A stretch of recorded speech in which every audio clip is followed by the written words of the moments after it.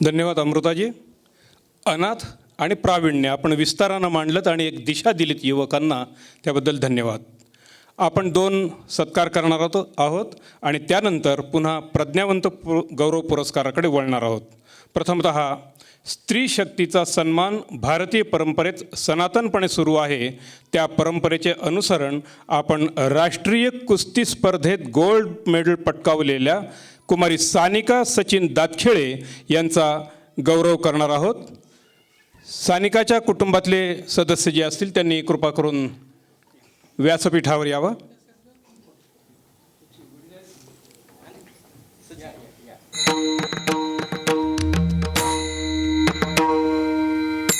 आणि पुष्पगुच्छ देऊन मान्यवरांनी सत्कार करावा अशी मी विनंती करतो.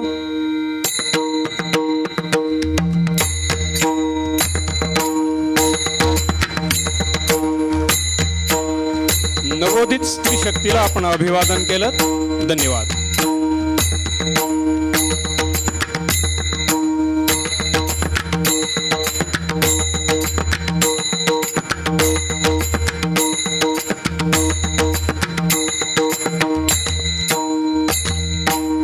पुन्हाही टाळ्या वाजवल्या तरी चालतील.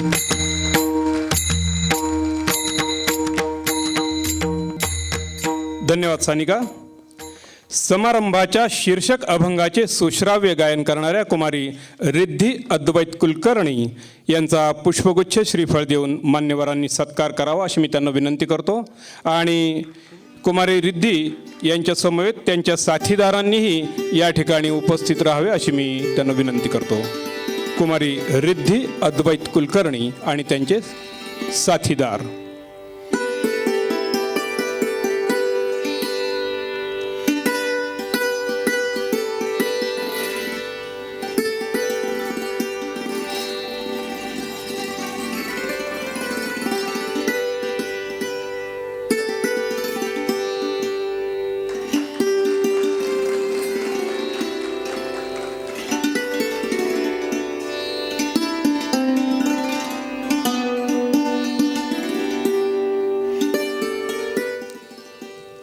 धन्यवाद रिद्धिदी. यानंतर आपण प्रज्ञावंत गौरव पुरस्काराचे वितरण करणार आहोत. सन 2019च्या प्रज्ञावंत गौरव पुरस्काराचे मानकरी आहेत जगद्विख्यात चित्रकार तथा शिल्पकार नगरभूषण श्री प्रमोदजी कांबळे. त्यांच्या स्टुडिओतील आणि अगदी रस्त्यावरील प्रदर्शनीय जिवंत शिल्पांचा परिचय सर्वांना आहे. तरीही गौरवपत्राच्या द्वारे सर्वांना त्यांचा अधिक नेटका परिचय होईल. मी त्यांचे गौरवपत्र आपणासमोर मांडतो आहे. आनंदोत्सव चॅरिटेबल ट्रस्ट अहमदनगर प्रज्ञावंत गौरव पुरस्कार सन 2019. प्रातिभ कलावंत श्रीयुत प्रमोद दत्तात्रय कांबळे यांना. महोदय, आपण आपल्या कलासाधनेने सनातन संस्कृतीला भूत वर्तमान भविष्य काळाच्या अनंत प्रवाहात अमर्त्य मूर्त स्वरूप देणारे ब्रह्म मानसपुत्र आहात. निर्गुण निराकार निर्विकार अविनाशी ससंवेद्य परब्रह्माच्या सच्चित आनंद स्वरूपाला सगुण साकारात आविर्भूत करणारे चित्रशिल्प कला विश्वाचे साक्षात ब्रह्मस्वरूप आहात.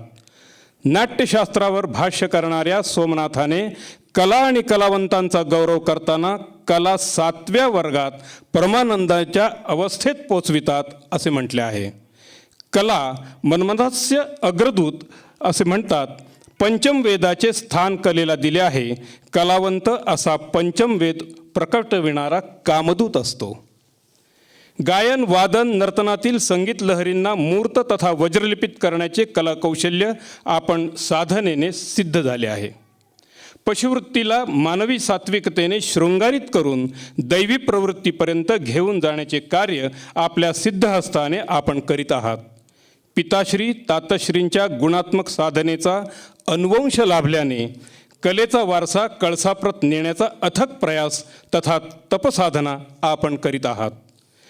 चित्रपटांची पोस्टर रंगविण्यापासून ते प्राण्यांनाही आपल्या चित्रशिल्पकृतीतून संजीवक अनुभूती घडविण्यापर्यंत आपली प्रतिभा फुलतच गेली आहे. प्राणीशिल्पे आणि महामनांच्या प्रतिकृतीतून आपण इतिहास आणि वर्तमानातील चराचराला चैतन्यमयी आविष्कृत करून चिरंतनाच्या वाटेवर साक्षीभूत केले आहे.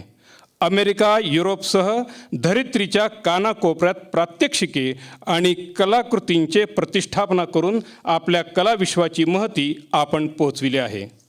भारतीय तत्त्वज्ञानातील वैश्विक धारणा तत्वातील संवेदना विश्वसंचारित करून प्रमोद कांबळे हे व्यक्तिमत्व ग्लोबल आर्टिस्ट म्हणून ख्यातकीर्त झाले आहेत. भारतातील APJ अब्दुल कलाम, सचिन तेंडुलकर असे अनेक महामना, भारतरत्ने, ऋषितुल्य व्यक्तिमत्वे, साक्षात गंधर्व, शिवस्वरूप व्यक्तिमत्वांनी आपल्या कलेचा आस्वाद घेऊन दिपून गेल्याची उत्स्फूर्त प्रतिक्रिया आपली पाठ थोपटून नोंदविली आहे. बालवयातच कलेसाठी स्कॉलरशिप प्राप्त करणाऱ्या आपल्याला राज्य शासनाच्या कला पुरस्कारांपासून देशविदेशातील असंख्य पुरस्कारांनी गौरवित केले आहे.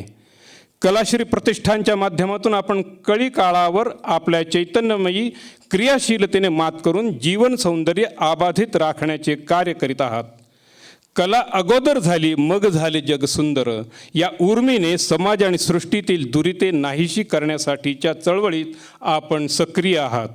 आपल्यातील ऋषित्व तथा संतत्व आपल्या बालांसाठीच्या कार्यशाळांपासून ते विविध सामाजिक तथा निसर्ग आणि पर्यावरणविषयक चळवळीतून सातत्याने प्रकट होते आहे.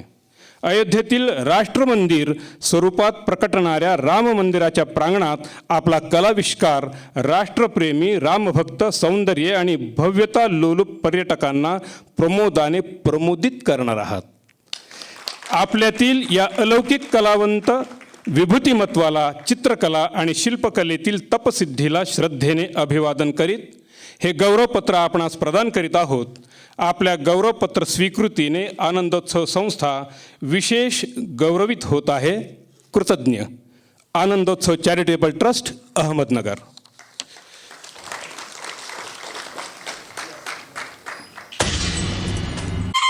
मी मान्यवरांना त्यांना सन्मानित करण्याची विनंती करतो. त्यांचे कुटुंबीय, स्नेही जे आलेले आहेत त्यांनाही या ठिकाणी येण्याची विनंती करतो.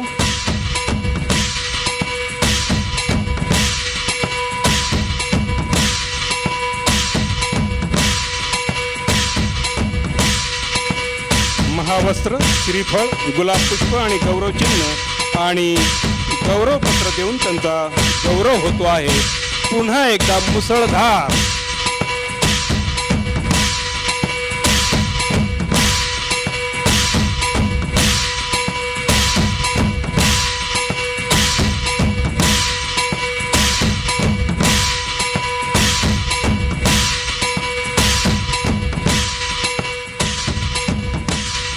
माननीय श्रीयुत प्रमोदजी कांबळे यांना विनंती करतो की आपण सर्वांशी 5 ते 7 मिनिटात संवाद साधावा, ही विनंती.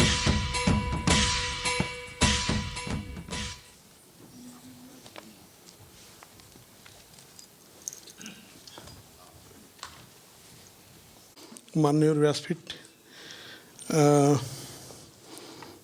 5-7 मिनिट बोलायचं म्हणजे जरा जास्तच आहे. कारण मी तेवढा वेळ चित्र काढू शकतो, बोलायची सवय नाही मला फारशी. तरी पण आज आनंदोत्सव चॅरिटेबल ट्रस्टने जो सन्मान माझा केला आहे, खरं तर मला ज्यावेळी सरांचा फोन आला की असा पुरस्कार द्यायचा आहे, तर खूप आनंद झाला. सरांनी माझ्या कार्याची दखल घेतली. जे काही काम करतो, मला वाटतं पुरस्कार, सरांनी उल्लेख केला पुरस्कार मिळतात, पण मला तर रोजच पुरस्कार मिळतात. मी तुम्हाला कुठला ते सांगतो. माझ्या घरासमोर जे सगळे वाईल्ड लाईफ ॲनिमल्सचे स्कल्पचर ठेवलेले आहेत, तिथं लहान मुलं खेळतात ना, त्यांच्या चेहऱ्याचा आनंद माझ्यासाठी सगळ्यात मोठा पुरस्कार आहे. ते रोज मी असं बघत असतो.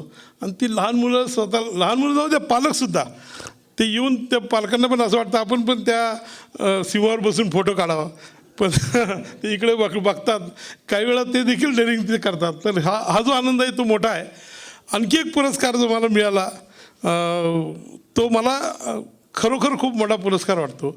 तो म्हणजे ज्यावेळी मी हे सगळे नानाजी देशमुख, भारतरत्न नानाजी देशमुख त्यांनी जी जबाबदारी माझ्यावर सोपवली होती, त्याच्यातलं पहिलं शिल्प मी वाघाचं तयार केलं. स्टुडिओत मी काम करत होतो, इतर शिल्प देखील चालू होते. वाघाचं शिल्प केल्यानंतर आम्ही तेवढे 2-2.5 वर्ष मी फक्त या वाईल्ड लाईफ ॲनिमल्सचंच काम करत होतो आणि इतका इन्व्हॉल्व झालो की प्रत्येक गोष्ट त्याचे व्हिडिओ बघायचे, त्यांचे फोटो बघायचे, त्यांची ॲनाटॉमीचा अभ्यास करायचा, त्यांच्या स्किनचं, म्हणजे असं खूप वेगळ्या पद्धतीने काम चालू होतं. मी कलावंत म्हणून त्या निर्मितीचा आनंद घेत होतो. त्यातच वाघाचं शिल्प पहिलं केलं आणि ते तयार झालं.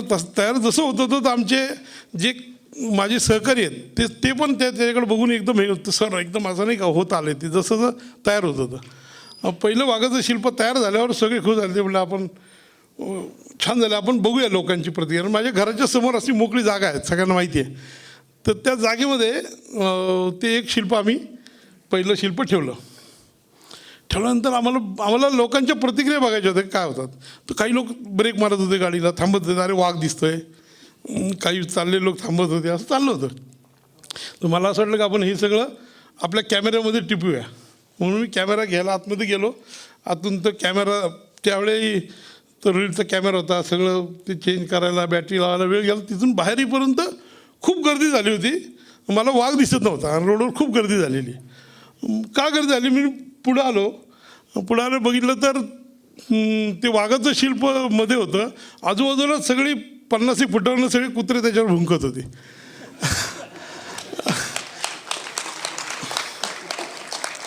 तर मला असं वाटतं की हा पुरस्कार सगळ्यात मोठा पुरस्कार आहे.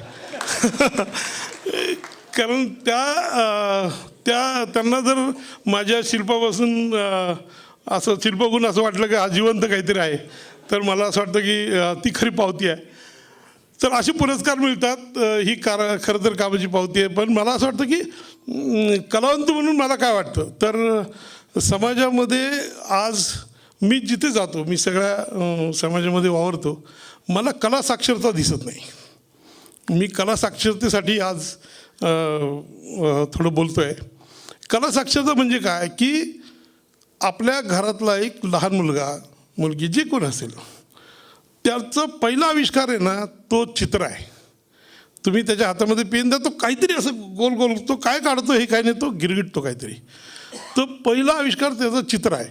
तो डायरेक्ट आबाकडे लिहित नाही, तो बोलत देखील, त्याला बोलता देखील येत नाही. त्यावेळी तो पेन्सिल घेऊन त्याच्या हातात जर पेन दिला तर तो काहीतरी रेखाटतो. तर तो पहिला आविष्कार आहे ना, त्याला जर तुम्ही योग्य दिशा दिली, त्याला जर चांगलं त्याला पूरक असं माहोल तयार केला, तर मला असं वाटतं की त्याच्यातला कलावंत तयार होईल. माझं असं म्हणणं नाही की प्रत्येक व्यक्तीने चित्रकार शिल्पकार हो, लेकिन पण तरी देखील ते नसतं, त्यांच्यातला कलावंत जिवंत असला पाहिजे, एवढंच माझं म्हणणं आहे. कलावंत जिवंत असलं तर समाजामध्ये खूप साऱ्या अपप्रवृत्ती होतात, त्याच्यापासून आपण प्रवृत्त होऊ शकतो. हे मी तुम्हाला उदाहरणासह सांगू शकतो. एक उदाहरण तुम्हाला सांगतो की एक डॉक्टर मला भेटले आणि त्यांनी त्यांच्या हॉस्पिटलचं काम चालू होतं, त्याच्यासाठी मला बोलवलं. मला सांगितलं की या आमच्या हॉस्पिटलमध्ये ना आमच्या गुरु महाराजांचा इथे फोटो लावायचा आहे. तर तिथे त्यांनी तिची जागा दाखवली. तर मी त्यांना म्हटलं की तिथं नका लावू तुम्ही. ते म्हणजे हॉस्पिटल माझं आहे, मी ठरवलं इथे फोटो लावायचं आणि तुम्ही सांगताय तिथे लावू नका. तर मी त्यांना सांगितलं, अहो ती कॉमन स्पेस आहे, तिथे ते गाव आहे, इथे लोक येतात, ते काही गुटखावर खाऊन थुंकतात आणि ते सगळी अशी जागा आहे ती जेणेतून वरती जायची. तर तिथं जर असेल तर ते त्याचं पावित्र्य राहू शकत नाही, तर तुम्ही तो फोटो लावू नका तिथे. मग ती गोष्ट त्यांना त्यांच्या मुलासमोर ते म्हणे काय लावायला पाहिजे. तर मग मी त्यांना सांगितलं की आरोग्याशी संदर्भ असलेला असं एक म्युरल आपण तिथे लावू, ज्याच्यामध्ये तुमचे गुरुजींचा फोटो असेल, पण तो असा सगळ्या याच्यामध्ये मिक्स असेल, त्यामुळे एक वैयक्तिक फोटो म्हणून ते राहू शकत नाही. ते सगळं सांगितल्यानंतर त्यांना म्हणलं ठीक आहे. मग मी तसं स्केच केलं, ते सगळं तयार केलं, काय असावं काय नाही. ते आले माझ्याकडं. तर मला म्हणलं ठीक आहे असं. तर मी त्यांना सांगितलं या साईजचं ते 6 फूट बाय 6 फूट एवढी मोठी जागा आहे, तिथं होईल. ते त्यांनी बजेट विचारल्यानंतर ते मला म्हणाले नाही याचे खूप पैसे होतात, एवढे पैसे आमचं बजेट नाही आहे. किती आहे बजेट? ते म्हणले नाही हो, हे खूपच झालं, एवढे पैसे कशाचे होतात. मी म्हणलं हे काय मटेरियलचे पैसे नाही, हे माझ्या क्रिएशनचे किंवा मी काही कला म्हणून त्याच्यामध्ये जे काय होतं त्याचे पैसे आहेत. ते नाही एवढे पैसे खूप तुम्ही पैसे सांगताय वगैरे. ठीक आहे, तो विषय राहिला बाजूला. त्यानंतर मी त्यांना म्हणलं तुमचं बजेट किती आहे. तर मी सांगितलेले काही लाखात रक्कम होती आणि त्यांनी मला अगदी 100-200 रुपयाचंच बजेट सांगितलं. तर मला वाईट वाटलं की ते एवढं मोठं हॉस्पिटल बांधतायत आणि त्यांच्या गुरुदेवांच्या फोटो लावायचं त्यांचं एवढंच बजेट आहे. मला असं वाटलं, मी सोडून दिला तो विषय. काही दिवसानंतर त्यांचं हॉस्पिटल मी बाहेरून बघत होतो. बघून वाटत होतं की जाऊन सांगावं की हे हॉस्पिटल नाही होते, पण विषय वेळच निघाला नाही. त्यानंतर काही दिवसांनी ते एका रिसेप्शनला मला भेटल्यानंतर असं बोलत होतो आम्ही ते सगळे बोलत असताना त्यांच्याबरोबर जे होते त्यांनी माझी ओळख करून दिली. ते म्हणे डॉक्टर अमुक अमुक. म्हणलं हो मी ओळखतो त्यांना, परिचय माझ्या. त्यांनी मला सांगितलं हो ओळखतो. म्हणे काय? ते म्हणे प्रमोदजी तुम्ही आले नाही हॉस्पिटलच्या उद्घाटनाला, मी बोललो होतो तुम्हाला. मी म्हणलं नाही आलो, पण मी बघितलं म्हणलं बाहेरून हॉस्पिटल. ते म्हणून बघितलं का तुम्ही? म्हणलं हो. कसं ॲट्रॅक्टिव्ह झालं की नाही? तर मी 2 मिनटं त्यांच्याकडे बघत राहिलो. तर त्यांना ते समजलं की मला काहीतरी बोलायचं, पण मी बोललो नाही. म्हणलं डॉक्टर साहेब प्लीज 1-2 मिनिट. मला राहवलं नाही, मी त्यांना बाजूला घेतलं. मी त्यांना म्हटलं की डॉक्टर साहेब मला एवढं एका प्रश्नाचं उत्तर द्या. हॉस्पिटल ही काय अटॅक करणारी वास्तू आहे का? की खूप छान हॉस्पिटल झाले, चला जाऊन ॲडमिट होतो 2 दिवस जाऊन. पण असं आहे का? ती सेवा देणारी संस्था आहे. त्याला तुम्ही एका परमिट रूम बारसारखं करून टाकलं आहे. सगळं नाही का बाहेर लाल कलरचं अल्को पॅनलिंग, ते बोर्ड, ते असं सगळं अट्रॅक्टिव्ह.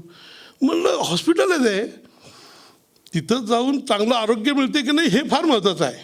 आणि ते तुम्ही ते म्हणे आत्ताची स्टाईल आहे ती सगळी. म्हणलं साहेब असेल सर डॉक्टर, पण मला जे काही खटकलं ते तुम्हाला सांगतो की हॉस्पिटल ही सेवा देणारी संस्था आहे, ती तशीच असली पाहिजे. तर हे मी का सांगतो आहे, हे कला साक्षरतेबद्दलचं सांगतो आहे तुम्हाला की एखाद्या बँकेला बँक ही विश्वासार्हता देणारी संस्था आहे. विश्वास कुठल्या रंगातून मिळतो हे देखील ज्या लोकांना माहीत नाही असे लोक इंटिरियरचं काम करतात आणि त्याच्या विरुद्ध रंगाचीच रंगसंगती करतात. मग ते कसं काय होईल? तर माझं असं म्हणणं आहे की याच्यासाठी कला साक्षरता पाहिजे.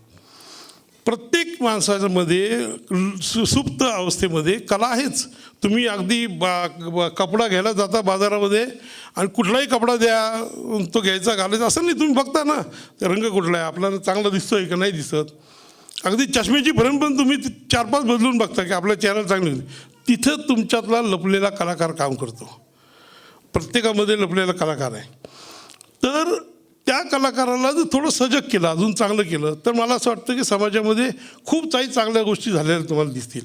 आणि त्या जर हव्या असतील तर बालवयामध्ये शाळेमध्येच मुलांना कला साक्षर करणं खूपच आवश्यक आहे. कला साक्षर करायचं म्हणजे काय, तर आपण छोट्या गोष्टी आहेत. आपण लहान मुलांना काय करतो, शालेय साहित्य द्यायचं ना, कशाला पाहिजे एवढी मोठी ड्रॉइंग वही, छोटी घे नाही का, लहान आकाराची वही देतो. नंतर रंगसाहित्य एवढं भारी कशाला घ्यायचं, साधं घे एकदम नाही का. मी असे खूप पालक बघितलेले आहेत. त्या दुकानामध्ये मी कधी आर्ट मटेरियलच्या दुकानात जातो, तिथं माझ्या खूप लोकांशी वाद होतो. बघतात पालक त्याला ड्रॉइंग साहित्य घेतलं की त्याची कंजूसी करतात. मी त्यांना सांगतो अहो साहेब किती रुपयाचे झाले याचे? ते म्हणतात याचे म्हणजे आर्ट मटेरियलचे 200-300 रुपये. अहो म्हणलं याच्यापेक्षा जास्त बिल तुम्ही एका वेळी हॉटेलचं भरता, तुम्ही त्या मुलाला देत नाही, हो की नाही. तर तो मुलगा ज्या माध्यमातून आविष्कार करायला शिकतोय त्याच्यासाठी तुम्ही खर्च करा, त्याला हवं ते साहित्य द्या, त्याला काम करू द्या, त्याला मोठा कॅनव्हास द्या. मी तुम्हाला का सांगतो आहे, माझं उदाहरण जर तुम्ही समोर ठेवताय तर मला मोठा कॅनव्हास आमच्या वडिलांकडून मोठी जागा मिळाली कॅनव्हास चित्र काढायला. तर तुम्ही लहान वयातच मुलांना मोठा विचार, मी तुम्हाला ते सांगतो की त्याचा पहिला आविष्कार चित्र आहे. ते जर तुम्ही मोठं दिलं, मी एका घरामध्ये गेलो होतो तर त्या घरामध्ये भिंतीवर मुलगा चित्र काढत होता. तर त्या घरच्यांनी त्याला ओरडलं भिंत खराब करतोय. मी त्यांना म्हटलं भिंत खराब नाही करत आहे, ते खरं सौंदर्य भिंतीला देतोय. तो रेगोटा काढतोय, त्याला मोठा कॅनव्हास पाहिजे, त्याला छोटी वही देऊ नका, मोठा कागद लावा घरामध्ये, पेपर द्या, त्याला मोठं चित्र लहान वयात काढू द्या. बघा तो भविष्यामध्ये नक्की मोठं काम करेल. ते जर मोठं काम त्याच्याकडून अपेक्षित आहे तर त्याला बालवयातच मोठं काम करण्याची संधी द्या. अजून एक महत्त्वाची गोष्ट, त्याला पेन्सिलला कटरने टोक करायला शिकवा. ती सगळ्यात महत्त्वाची गोष्ट ही. शार्पनरने काय होतं की मुलं फिरत राहतात, बघतात टोक झालं का तुटलं परत फिरवतात. फिरवताना त्याचं लक्ष नसतं त्या टोकाकडे, कारण ते दिसतच नाही. ते मित्राबरोबर काल काय खाऊ खाल्ला, हे काय केलं, ते बोलतात आणि फिरवतात, परत तुटतं. पेन्सिल बनवणारी कंपनी खूप हुशार आहे, त्यांनी त्या बॉक्सबरोबर एक शार्पनर पण फ्री देतात ते. आणि ती पेन्सिल तशीच चित्र न काढता तशीच जास्त संपते. पण तुम्ही जर त्याला कटरच्या साहाय्याने टोक करायला शिकवलं, थोडीशी प्रॅक्टिस येते, पण टोकाला शिकवलं तो इकडे इकडे बघून टोक नाही करू शकत. त्याला त्या पेन्सिलच्या टोकाकडे लक्ष द्यावं लागतं आणि एकाग्रतेची सुरुवात तिथून होते, कॉन्सन्ट्रेशन. तर ते कॉन्सन्ट्रेशन शिकलं पाहिजे, सगळ्यात महत्त्वाची गोष्ट आहे. आणखी एक महत्त्वाची गोष्ट, त्यांना इरेजर देऊ नका, रबर देऊ नका खोडायला. चुकलं तर चुकू द्या. पालक खूप डिस्टर्ब करतात मुलांना. असं काही झालेलं नाही की माझं प्रत्येक चित्र लहान वयात चांगलं आलेलं आहे. जसं तुमच्या मुलांचं चित्र तसं माझं चुकत होतं चित्र, हो की नाही. प्रत्येक चित्र काही स्पर्धेसाठी फ्रेमसाठी नाही, ते प्रॅक्टिससाठी, तो रियाज आहे. चुकलं तरी परत करायलाच पाहिजे ना. असं मी सगळ्यांना सांगतो, पालक माझ्याकडे मी त्यांना सांगतो, असं काही घडलेलं नाही की एका रात्रीत देवानी मला आशीर्वाद दिला, कुठे जादू केली, दुसऱ्या दिवशी माझं चांगलं यायला लागलं, असं झालेलं नाही. प्रत्येक मुलगा त्याच्यामध्ये सुप्त कलागुण असतात, त्याला फक्त तुम्ही चांगला योग्य मार्ग देण्याची गरज आहे. ते जर दिले तर तो कोणी होईल, तो डॉक्टर होईल, इंजिनियर होईल, काही होईल. पण त्याच्यातला कलाकार जर जिवंत असला तर तो नक्कीच समाजासाठी चांगलं काम करेल, एवढी माझी नक्की खात्री आहे. तर याच गोष्टी मला या निमित्ताने सांगायच्या होत्या. मला या आनंद चॅरिटेबल ट्रस्ट, आनंदोत्सव चॅरिटेबल ट्रस्टनी जो सन्मान केला त्याबद्दल त्यांचा खूप खूप आभारी आहे, सरांचा देखील.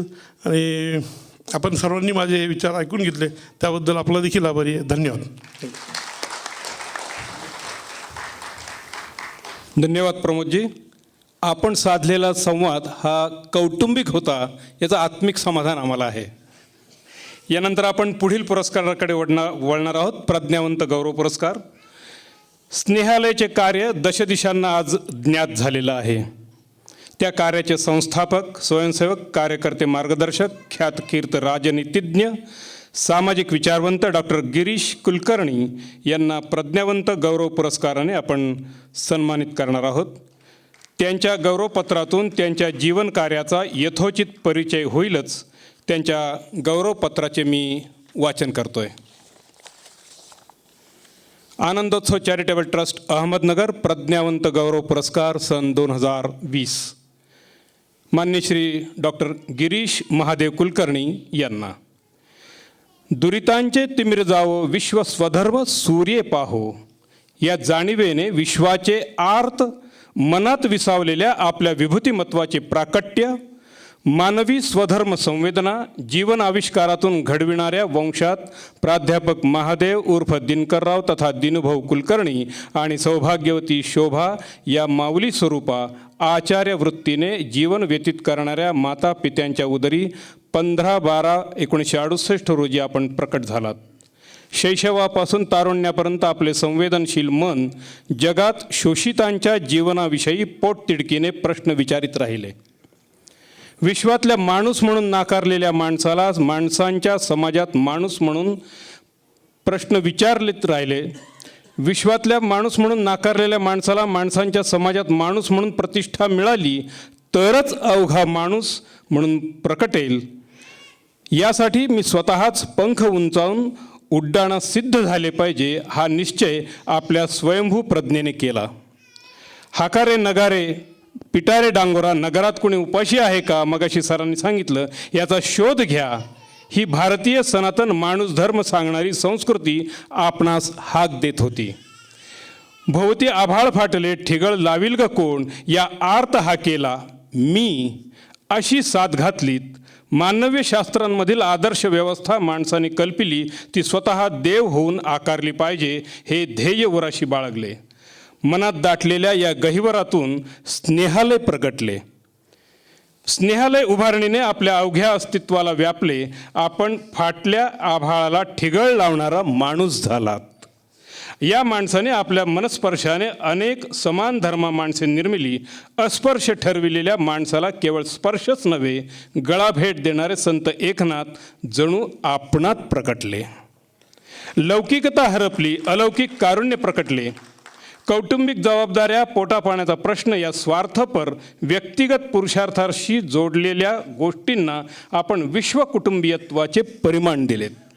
डॉक्टर सौभाग्यवती प्राजक्ताच्या सौहार्दपूर्ण पाठराखणीने मानवी समाजातील निस्सहाय्य माणसांना स्वात्मभावाने स्वयंभूपणे प्रकटविणारा मानव्याचा परिस्पर्श आपण घडविलात. आकांत होता, झुंज होती, घायाळ होणे क्रमप्राप्त होते, दुरितांचे मरणपाश होते, वासनांचे विळखे होते. या सगळ्यांशी मातृशक्तीच्या आविर्भावाने लढता येते. माणूसपणच विजयी होते. या दुर्दम्य प्रज्ञापूर्ण आत्मविश्वासाने आपण अखंड रणराग आळवीत आहात. माणसांच्या भोवतीच्या चराचर सृष्टीचे संरक्षणही त्याच सोयरपणे केले पाहिजे यासाठीच्या जीवन चळवळी आपण उभारल्या. शठम प्रतिशाठ्यम या न्यायाने, न्याय कठोरतेने अखंड स्वार्थपरायण विश्वाशी लढणारांची भैरवी फौज आपण उभारलीत. लौकिकात वावरताना आपल्यातली प्रज्ञा व्यक्तीला समष्टीचे परिमाण देत प्रकटते. राजकीय, सामाजिक, सांस्कृतिक, आर्थिक, प्रशासकीय आदी सर्व शास्त्रांच्या संबंधाने आपला वाणी आणि लेखणी आविष्कार कर्तव्य तत्परतेने वैश्विक मानवाच्या सामरस्याचे उद्घाटन करतो. आपल्या गुरुकुलातील विद्यार्थी, साधक, चालक, सेवक, स्वयंसेवक याच भूमिकेतून पुरस्सर असतात. आपल्यातील विश्वात्मक प्रज्ञावंताला क्रियाशील मनाने अभिवादन करून हे गौरवपत्र आपणास प्रदान करीत आहोत. आपल्या पुरस्काराच्या स्वीकृतीने आनंदोत्सव चॅरिटेबल ट्रस्ट गौरवित झाला आहे. आनंदोत्सव चॅरिटेबल ट्रस्ट, अहमदनगर. त्यांच्या कुटुंबातील जे सदस्य आले आहेत त्यांना मी व्यासपीठावर येण्यासाठी निमंत्रित करतो.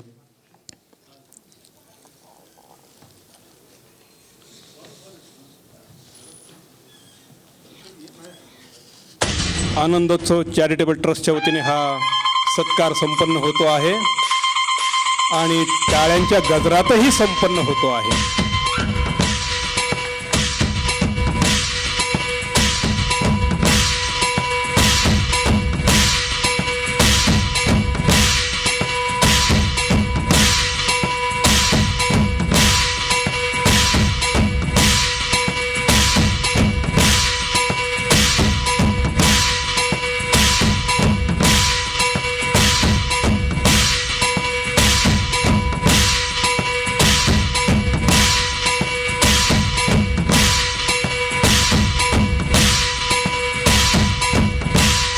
मान्यवरांना धन्यवाद. मी डॉक्टर गिरीशजींना विनंती करतो की आपण थोडक्यात आपलं मनोगत व्यक्त करावं, ही विनंती.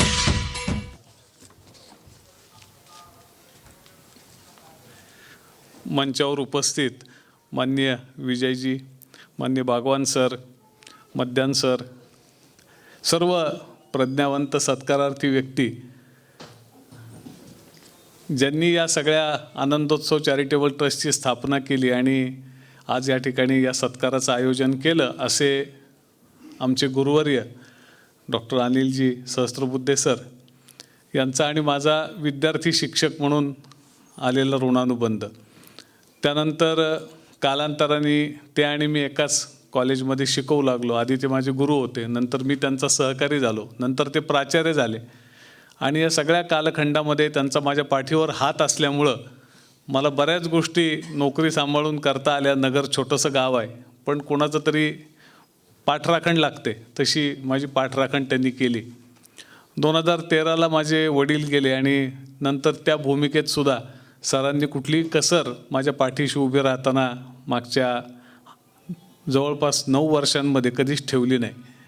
मी सुद्धा आनंदोत्सवचा एक कार्यकर्ताच समजतो स्वतःला आणि म्हणून सरांनी जेव्हा मला सांगितलं की हा पुरस्कार घ्यायचा आहे, प्रज्ञावंत गौरव पुरस्कार 2020चा, तर मला पहिला प्रश्न हाच पडला. मी सरांना म्हटलं की सर, मी तुमच्या घरातला व्यक्ती आहे, आनंदोत्सवचा कार्यकर्ता आहे, तुम्ही मला सत्कार किंवा हा पुरस्कार देण्याची आवश्यकता नाही, आपण दुसऱ्या कोणालाच तरी गौरव करूयात. परंतु सरांनी सांगितलं की हा माझा आदेश आहे आणि सरांचा आदेश हा आजवर आम्ही नेहमीच पाळत आलो. आणि खरोखर त्यांचं जे प्रेम आहे, आपुलकी आहे, ती एवढी मोठी शक्ती आहे माझी आणि सगळ्याच न्यायालय परिवाराची की आज या पुरस्कारातल्या, आता शब्द खूप मोठे आहेत त्या पुरस्काराचे आणि खूप काही एक जबरदस्त असं त्याचं वर्णन आहे. त्याच्यामध्ये कुठे आम्ही बसतो का हा आम्हाला शोध त्याचा घ्यावा लागेल, पण निश्चितच ते वाचून सुद्धा आम्ही काय असायला पाहिजे ही प्रेरणा आम्हाला नक्कीच मिळते. आणि म्हणून सरांनी जे सांगितलं की पुरस्कार देणं हे एक प्रकारचं प्रेरणा देण्याचं काम असतं आणि प्रेरणातून कन्स्ट्रक्टिव्ह कामं होत असतात, रचनात्मक कामं होत असतात.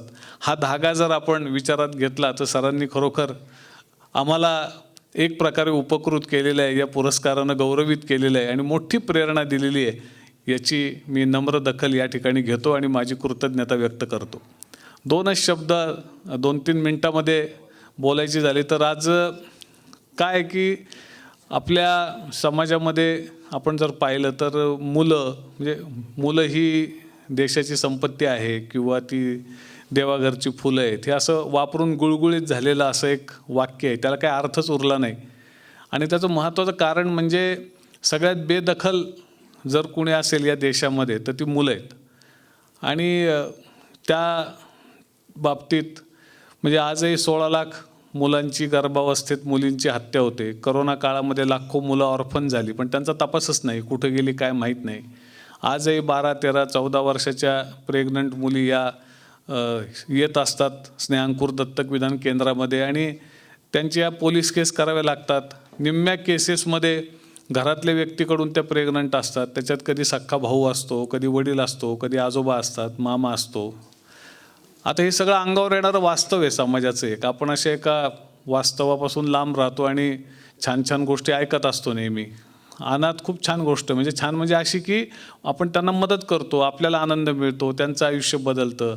पण त्यांचे जे पेन्स अँड पेरिल्स आहेत त्याचा कोणी खरोखर विचार करतं का? मी अमृताचं विशेष अभिनंदन करतो की तिने ती भावना नेमकेपणाने व्यक्त केली की अनाथांना काय वाटत असतं. अन्न, वस्त्र, निवारा ह्याच्या पलीकडे माणसाच्या खूप महत्त्वाच्या गरजा आहेत. एक वेळ अन्न नाही मिळालं तर चालेल, पण कुठल्याही मुलाला स्पर्श मिळाला पाहिजे, कुठल्याही मुलाला प्रेम मिळालं पाहिजे, तो त्याचा अधिकार आहे. आणि आपण पाहतो की अनेकदा आपल्या इथे सिग्नलला 13 वर्षाची मुलगी भीक मागत असते, ती आपल्या गाडीची काच वाजवते, तिच्या कडेवर एक बाळ असतं, तिच्या पोटात एक बाळ असतं. आपण जरा 2च मिनटं विचार करतो, सिग्नल जेवढा वेळ लाल दिवा असतो तेवढा वेळ, की अरे ह्या 13 वर्षाच्या 14 वर्षाच्या मुलीच्या हातात एक मूल आहे, पोटात एक मूल आहे, ही काहीतरी विकायला आलेली आहे. काय झालं असेल बरं या मुलीच्या आयुष्यामध्ये? खरं तर कायद्याने 18 वर्षाच्या आतली मुलगी जर प्रेग्नंट असेल तर तो पॉक्सो कायद्याने गुन्हा आहे, IPCने गुन्हा आहे. मग पोलिसांनाही दिसत नाही का? मग सिस्टमलाही दिसत नाही का? असे खूप प्रश्न मनामध्ये येतात आणि हिरवा दिवा लागला की आपले सगळे प्रश्न गेलेले असतात. आपण पुन्हा पुढच्या आपल्या आयुष्यातल्या फार महत्त्वाच्या प्रश्नांचा विचार करत असतो, जे आपल्याशी स्वतःशी निगडीत असतात. तर असं हे आपलं जग आहे. आपल्याला भोवताली सगळं काही दिसतंय आणि प्रत्येकाला वाटतं की ही कोणाच तरी दुसऱ्याची जबाबदारी आहे. सिस्टमची जबाबदारी, पोलिसांची जबाबदारी, NGOची जबाबदारी, मीडियाची जबाबदारी.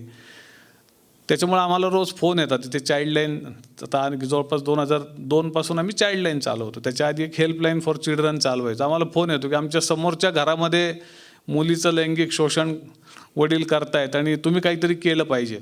तर आम्ही म्हणतो की अहो आम्हाला यायला 3 किलोमीटर आहे, तुमच्या घराच्या अगदी समोरच हे लोक राहतात, म्हणजे फक्त दार उघडायचं आणि 5 पावलं पुढं जायचं आहे.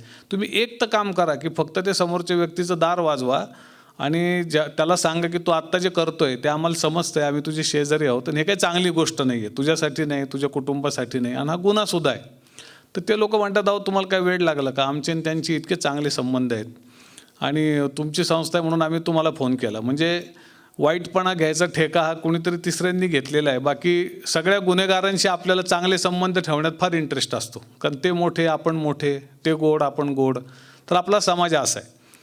अगदी छोट्या छोट्या गोष्टींमध्ये सुद्धा आज आपण म्हणतो की कायदा काही काम करत नाही, गुन्हेगार सुटतात, पोलीस पैसे खातात, हे जनरल वाक्य झाली. पण तुम्हाला मी अनुभवाने सांगतो की अगदी गंभीर गुन्ह्यामध्ये लोकांच्या समोर गुन्हे घडतात, पण सुशिक्षित पांढरपेशे लोक कुठेही साक्षीदार आणि पंच म्हणून पुढे येत नाहीत. म्हणजे जेसिका लालच्या खटल्यामध्ये 200 लोक बारमध्ये बसून पाहत असतात की एक माणूस त्या वेट्रेसचं काम करणाऱ्या जेसिका लालशी असभ्य वर्तन करतो, ती त्याला असभ्य वर्तन करू देण्यास नकार देते, तो खिशातनं पिस्तूल काढतो आणि धाड गोळ्या मारून तिचा खून करतो. त्या बारमध्ये एंट्री फी 10,000 रुपये होती दिल्लीच्या आणि सगळे सुटापुटातले लोक होते. गोळ्यांचे आवाज झाल्यावर सगळा बार रिकामा झाला आणि पोलिसांना दुसऱ्या दिवशीपासून जंग पछाडून सुद्धा एकही साक्षीदार मिळाला नाही.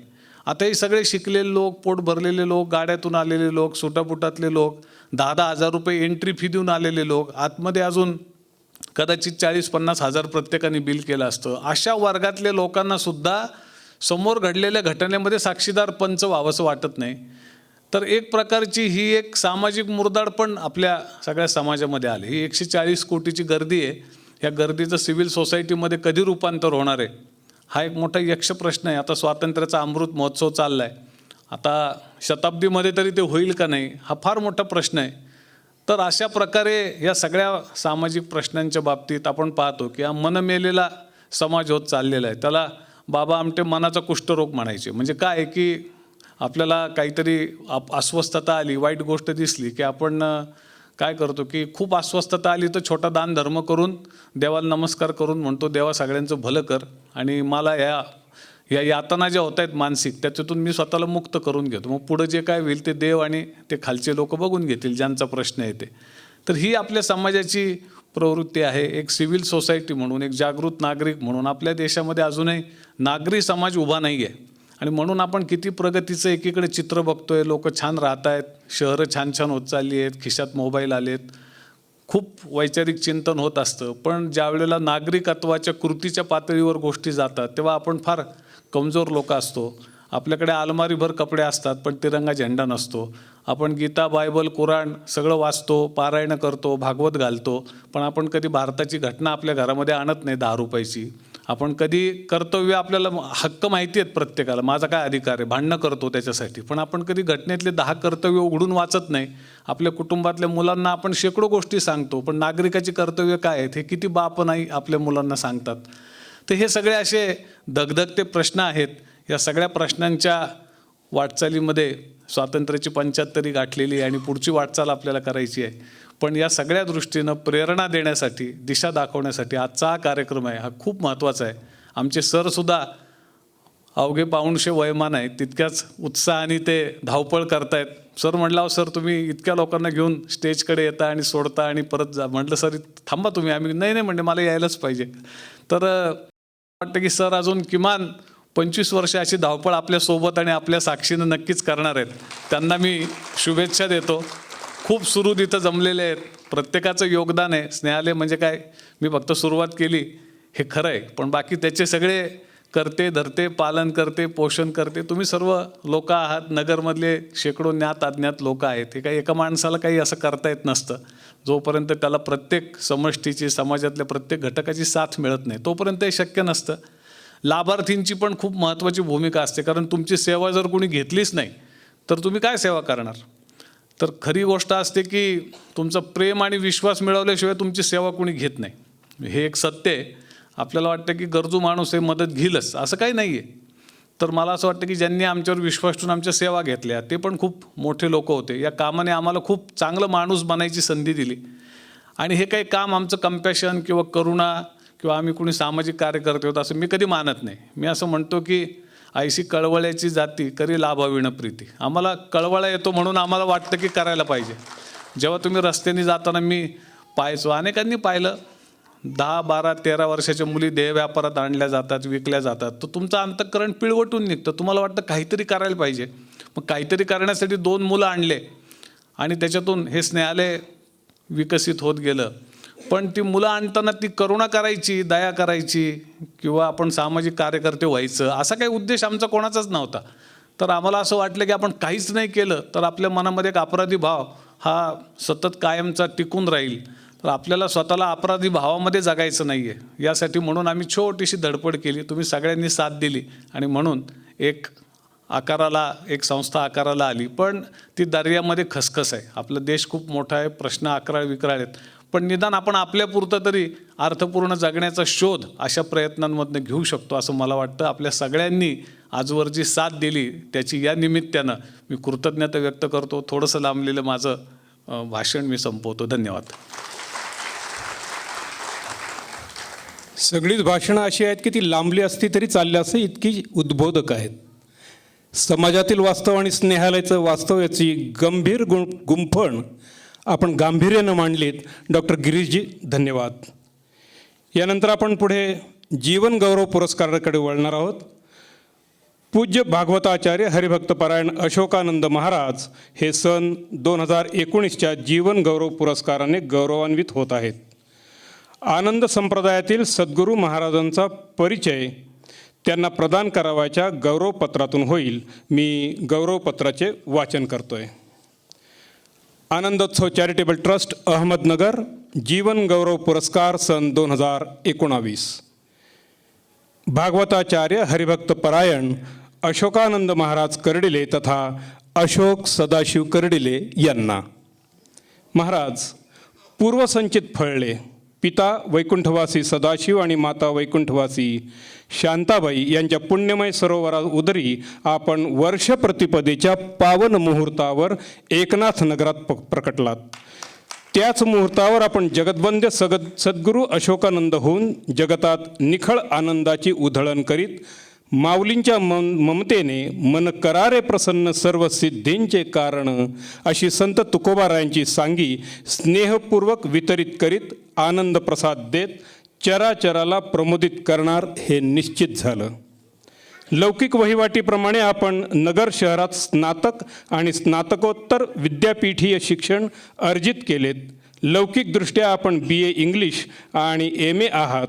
कौटुंबिक जबाबदारी तथा पुरुषार्थाचे संपादन करण्यासाठी व्रतस्थतेने शासकीय पाटबंधारी खात्यात सेवा करू लागलात. तत्परतेने ती सेवा जनता जनार्दनाच्या चरणी शासन दरबारी रुजूही झाली. लौकिकात रमणे हे विधिलिखितच नव्हते, तरी प्रपंचबद्धता स्वीकारून संत तुकोबारायांप्रमाणे वैवाहिक जीवन अनुसरलेत. या प्रवासात सौभाग्यवती अनुराधा अर्थात आईसाहेबांनी आपली श्रद्धेने आणि पातिव्रत्याने पाठराखण केली. घराण्याचा आणि पूर्वसंचिताचा लौकिक वाढवणाऱ्या सुविद्य आणि कर्तृत्ववान अशा पुत्ररत्नांना लौकिकाकडे यशयात्रेसाठी निरोपित केलेत.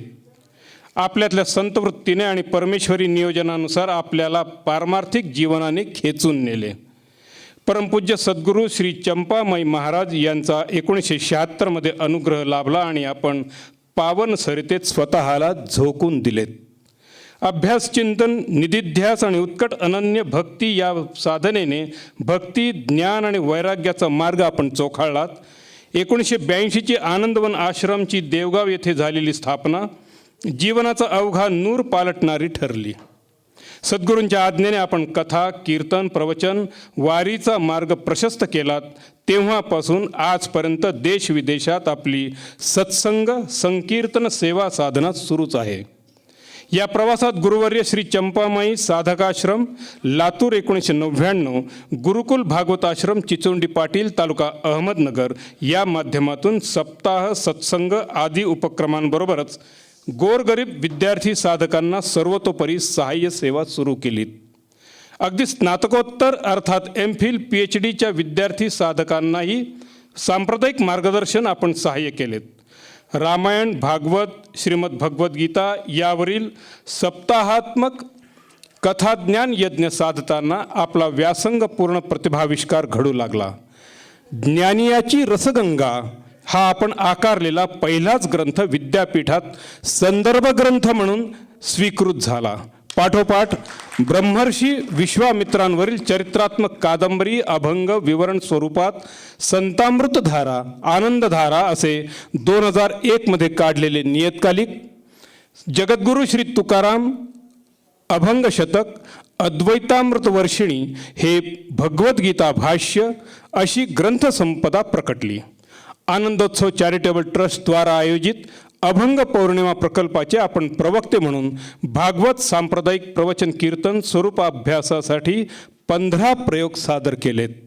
त्यातून प्रकटलेला अभंग पौर्णिमा ग्रंथ संत साहित्य अभ्यासाला नेमकी दिशा देणारा ठरला. 2011 पासून पदव्युत्तर वर्गांसाठी विद्यापीठांना संदर्भ ग्रंथ म्हणून तो स्वीकृत झाला. आपली संत साहित्य सेवा दिंडी त्रैमासिक, ग्रंथ भज गोविंदम, आनंद तरंग, कान्हू वारकरी, पंढरपुरा नेन गुडी, मनशांतीसाठी सुलभ ध्यान साधना, ब्रह्मर्षी विश्वामित्र, कान्हू वारकरी ई बुक, अद्वैतामृत वर्षिणी ई बुक, विदेही श्री संतामाई यांचा सार्थ अभंगगाथा, विदेही संतामाई यांचा अभंगगाथा पारायणप्रत अशी ग्रंथसंपदा घडतच राहिली. अत्याधुनिक प्रसारमाध्यमातूनही आपण जनता जनार्दनासाठी संत संघ साधना करीत राहिलात.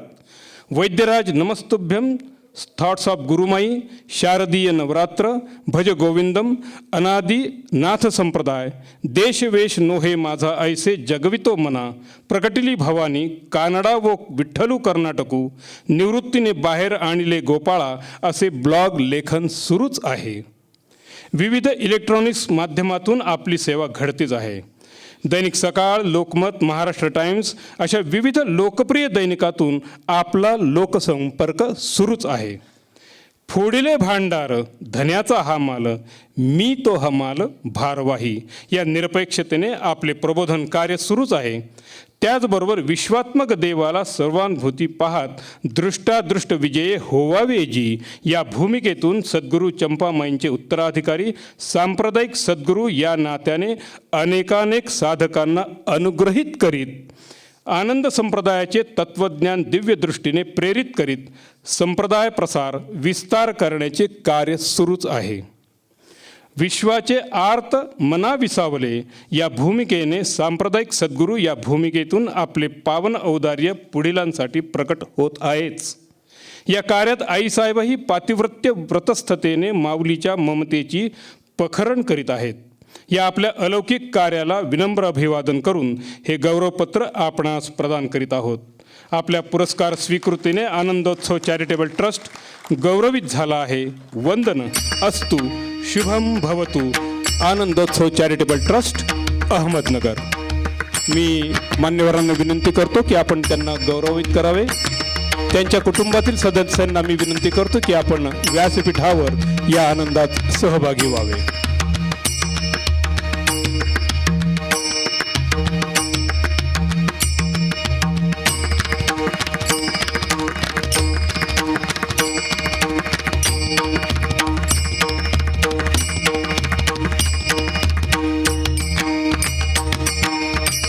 महावस्त्र, पवित्र फेटा, उपरणे, पोशाख, वस्त्रे, श्रीफळ, पुष्पगुच्छ तसेच आईसाहेबांना महावस्त्र साडी आणि गौरव चिन्ह आणि गौरवपत्र प्रदान करून मान्यवरांच्या हस्ते सन्मान होतो आहे.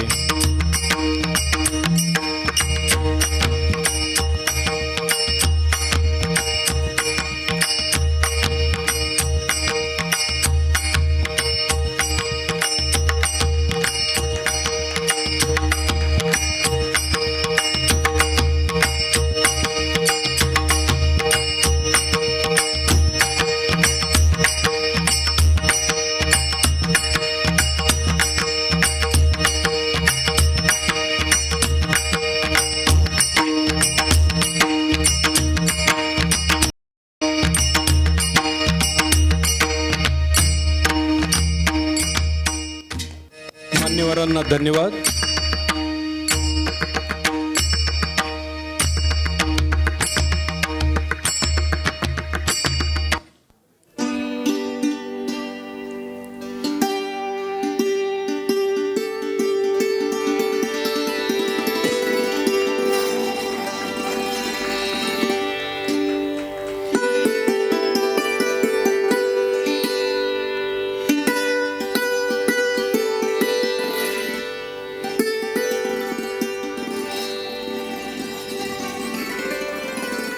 मी पूज्य महाराजांना या निमित्ताने त्यांनी 5-7 मिनिटात आपल्या अमृतवाणीने आपणा सर्वांना सुस्नात करावे अशी विनंती करतो.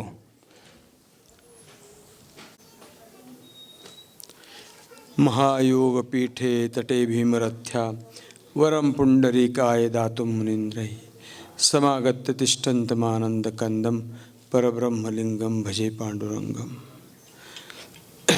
व्यासपीठावरील सर्व मान्यवर आणि समोर बसलेले जे आहेत, वक्ता तो वक्ता नव्हे, श्रोते नव्हे.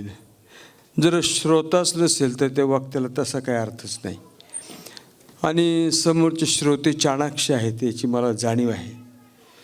आणि व्यासपीठावर बसलेली इतकी दिग्गज मंडळी आहेत की मी तर म्हणजे माझ्यावर दबाव आला आहे तुमचा सगळ्यांचा. सीदंती मम गात्राणी मुखंच परिशुष्यते वेपतुष्य शरीरे मे रोमहर्षश्च जायते. अर्जुनाची जी ही स्थिती झाली, आता माझी ही स्थिती झाली की बोलावं काय, हा एक प्रश्न आहे. मी प्रमुख पाहुणे जे आहेत, विजयजी, सर त्यांना मी आता तेच म्हटलो की स्वस्तुती कानी ना ऐकावी, पूज्यता डोळा न देखावी, असं माऊलीचा आदेश आहे. आणि तेच नेमकं आलं आहे पुढं. तर त्यांनी मला एक फार छान सांगितलं. ते म्हणले की आमचं उलटं आहे म्हणले, झाला म्हणे तो काहीच नाही. तर खरं असो. तेव्हा हा जो पुरस्कार सरांनी आणि आनंदोत्सव ट्रस्टने मला जाहीर केला आहे. मी पण आनंदोत्सव ट्रस्टचा एक कार्यकर्ताच आहे, सरांच्या छत्रछायेखालीच वाढलेलो आहे. असं आहे की ज्ञानी विचारवंत जे आहेत त्यांच्या पायाशी बसलं पाहिजे, त्याच्याशिवाय ज्ञान प्राप्त होत नाही. नाही ज्ञानेन सदृशम पवित्रमेव विद्यते, ज्ञानासारखं पवित्र या जगामध्ये काहीच नाही, काहीच नाही. हां, दुसरी गोष्ट अशी आहे, मनशांती जर पाहिजे असेल, सगळं जीवन पैसा आहे आणि सगळं आहे, पण एवढं सगळं असून जर मनशांती नसेल तर त्याला तसा काय अर्थ नाही, काहीच अर्थ नाही त्याला. म्हणून म्हटलेलं आहे की अध्यात्मविद्यानाम विद्या सा विद्या विमुक्ते. हीच विद्या अशी आहे की ती तुम्हाला मुक्त करते. बाकी विद्या ज्या आहेत ते तुम्हाला पोट भरायचं शिकवतील, तुमचं पोटाची शांती जरूर करतील, पण मनशांती नाही करणार. आणि मनशांती ज्याची नाही आहे तो माणूस अशांतस्य कुतः सुखम, जो अशांत आहे त्याला सुख मिळूच शकत नाही, कधीच नाही. आणि हा जो पुरस्कार आता देऊन राहिले सर मला, हा अशा वेळेला मिळतोय की दिंड्या चालू येतात, पंढरीच्याकडे वारकरी सगळे गेलेले आहेत, आणि अशा वेळेला मला तुम्ही दिलं आहे. मला फार कृतार्थता वाटते, फार आनंद वाटतो, फार समाधान वाटतं. आमचं दिंडी त्रैमासिक आहे, त्या दिंडी त्रैमासिकाचा लोगो कांबळे सरांनी केलेला आहे, आणि तुमच्या हातामध्ये यश आहे निश्चित. आमचं दिंडी खूप चांगलं चाललं, खूपच चांगलं चाललं. हां, आपल्याकडं म्हणे काहींचा हातगुण चांगला असतो, काहींचा पायगुण चांगला असतो. तर तेव्हा सांगायचं तात्पर्य असं आहे की अशा हा जो पुरस्कार आहे खूप जबाबदारी आहे. मी सरांनी ज्यावेळेला मला फोन केला सांगितलं की बा असं असं तुम्हाला हा पुरस्कार दिला, मी सरांना विचारलो माझी काही योग्यता नाही या गोष्टीला. हां, मज पामर आहे काय थोरपण, पायीची वाहन पायी बरी, हे जे तुकाराम महाराजांनी म्हटलं आहे मला ते आठवलं. मी म्हणलं सर माझी काही योग्यता नाही, तुम्ही मला कशासाठी निवडले? ते म्हणले तुमची योग्यता तुम्हाला माहिती आहे, ते आम्हाला माहिती आहे म्हणले. ठीक आहे म्हटलं बा, आता कारण काय की त्यांना याच्यातच हौस आहे दुसऱ्याला मोठं करण्यामध्ये, अशी माणसं थोडी आहेत बरं का. तेव्हा तात्पर्यार्थ असा की बघा, कीर्तनकार होणं खूप सोपं आहे. आता तर फुटाफुटावर महाराज मिळतील तुम्हाला, त्याच्यात काहीच अवघड नाही आहे. थोडं 4-2 चाली आल्या, थोडेसे 4-2 गोष्टी सांगता आल्या, थोडे जोक्स सांगता आले की झालं कीर्तनकार. पण हे तसं नाही आहे, क्षेत्र तसं नाही आहे ते. हा वारकरी संप्रदाय एवढा मोठा आहे जगभर. गुलाबराव महाराजांनी पण सांगितलं की जगाला जर शांती देईल तर तो वारकरी संप्रदाय देईल, दुसरं कुणी देऊ शकणार नाही. आता कारण या संप्रदायाने काय केलेलं आहे तर दिंडी काढणं म्हणजे काय, माझी जीवीची आवडी पंढरपुराने येणेगुडी, ज्या ज्ञानोबरायांचं आपण आता पूजन केलं त्या माऊलींनी सांगितलं की माझ्या जीवाची ही आवड आहे. वास्तविक पाहता माऊली नाथ संप्रदाय, परंतु त्यांनी मात्र इकडं पायी दिंडी काढली. का तर ते प्रबोधन प्रत्येकाच्यापर्यंत पोचलं गेलं पाहिजे. या वारकरी संप्रदायाने फार मोठं कार्य केलेलं आहे. वारकरी संप्रदायाचे जे संत होऊन गेले, ज्ञानोबापासून तुकोबरायपर्यंत, निळोबरायपर्यंत, आणि आजही जे संत आहेत या संतांनी जीवापाड काम केलेलं आहे, आणि ते करणं गरजेचं आहे. मला जर विचार जर केला तुम्ही तर माझं आयुष्य इतकं विपरीत होतं, विचित्र होतं, सगळं प्रतिकूल होतं. सर आपण माझ्या मातेचा उल्लेख केला, माझ्या वडिलांचा उल्लेख केला.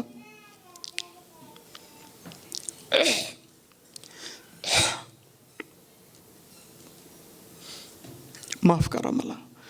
माझी आई वारकरी संप्रदायाची पाईक, अशिक्षित, जिने शाळेचं तोंड बघितलं नाही, पण तिचं वय झालं आणि तिला मृत्यूची चाहूल लागली आणि तिने सांगितलं मला देहदान करायचा. मी म्हणलं बाई तू असं देहदानाचा काय विचार मांडते तू? अरे 10 दिवस 10 कीर्तनं ठेवीन मी, तू असं नको करू म्हणलं. 2 वर्ष तिने ते फॉर्म घेऊन फिरायची. माझा भाऊ इथं आलाय, सही नाही केली.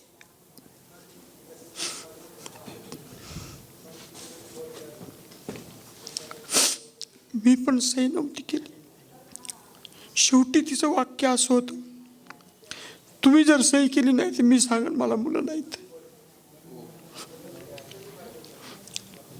आम्ही सह्या केल्या. बद्रीनाथ महाराज ज्या वेळेला भेटायला आले त्यावेळेला त्यांनी बघितलं. ते म्हणले, वारकरी संप्रदायामध्ये ही पहिली महिला आहे की जिने देहदान केलाय. तुम्हाला सांगतो, माझ्या आईने तिचं माहेर शेवगावचं होतं. 15 दिवसाच्या वाऱ्या करीत होती नाथबाबांच्या, आणि तिच्यामुळं मी इथपर्यंत आलो. 50 वर्ष झाल्या या आध्यात्मिक क्षेत्रामध्ये आहे. हे तिचे उपकार येतं, तिचे संस्कार येतं. आमच्याकडं संस्कार नव्हते, म्हणजे कर्डिले घरात नव्हते, पण तिने हे संस्कार दिले. तेव्हा तात्पर्य अर्थ असा की आई हा पहिला गुरु असतो. ते तिने मला शिकवलं महाराज. हा, ती म्हणायची, हे देहाचं काय व्हायचं, जळून राखच होणार आहे. ते डॉक्टर लोक शिकतील ना म्हणायचे. हा महाराज, माझे मित्र आहेत काही जे कर्मकांड करणारे, ते माझ्याकडे आले, मला म्हणले, महाराज दशक्रिया कशी करणार. म्हणलं आता हस्तीच नाही तर कुठून करू. ते म्हणले, तिची एखादी हस्ती मिळायची नाही का तिथून. मला अरे पोस्टमॉर्टम करणं वेगळं, पण तिथून एक हस्ती तोडून आणणं किती, ही विडंबन मी कशासाठी करू म्हटलं. आणि माझ्या आईने आम्हाला सांगितलं होतं, माझ्या भावाला बी मला बी, दावा करू नका. मी काशीला गेले होते, तिथंच मी माझं पिंडदान करून आले. हा जो विचार आहे ना, हा शाळेत जाऊन किंवा शिकून येत नाही, तो अनुभवाने येतो. आणि तो तिला आला होता. मित्रांनो, वडील आमचे विचित्र होते, व्यसनी होते, फार व्यसनी होती. 24 तास दारूच्या नशेमशे असायचे. आणि तिथं जर शिकायचं म्हणून किती अवघड असायचं, विचारूच नका. आणि अशा व्यक्तीने इतकं परिवर्तन घडलं या अध्यात्माने, इतकं परिवर्तन घडलं की शेवट ते मला गुरुपौर्णिमेला माझ्या पाया पाडायचे आणि मला दक्षिणा द्यायची. मी म्हणायचो, आप्पा तुम्ही माझे वडील येतं, तुम्ही कशाला पाया पाडता. नाही हो, तुम्ही महाराज येतं.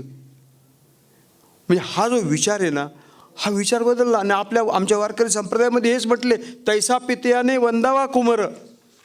हा, जर आपला मुलगा जर ज्ञानी असेल ना, तर आपण त्याला वंदन केलं पाहिजे, त्याचं मानलं पाहिजे.